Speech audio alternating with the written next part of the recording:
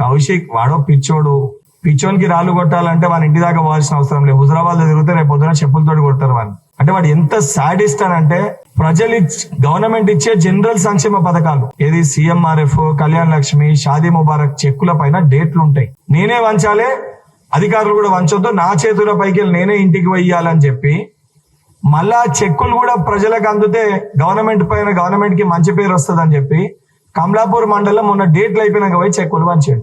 అది వన్ భాగవతం. అనుచిత వ్యాఖ్యలు చేస్తే తప్పనిసరిగా గౌరవ ముఖ్యమంత్రి రేవంత్ రెడ్డి గారు తెలంగాణ ప్రజలందరికీ, తెలంగాణ రాష్ట్రానికి ముఖ్యమంత్రి గారు వాడు మర్చిపోయిండేమో, వాడు కూడా ఒక ఎమ్మెల్యే. నేను ఇటువంటి మాటలు వాడకపోతుండే, కానీ వాడు ప్రవర్తించే తీరు, వాడు వ్యవహరించే తీరు రేపొద్దున రాసి పెట్టుకోండి. వాడు ప్రవర్తించిన తీరుకు కుక్కలు చింపినిస్తలాగైతుంది వాడి బతుకు. వాడు రాజకీయం కోసము సొంత కుటుంబాన్ని బయటకు తీసుకొని వచ్చి నాకు ఓట్లు లేకపోతే మేమందరం కూడా కుటుంబ సమేతంగా ఆత్మహత్య చేసుకుంటామని చెప్పి బ్లాక్ మెయిల్ చేసేయండి.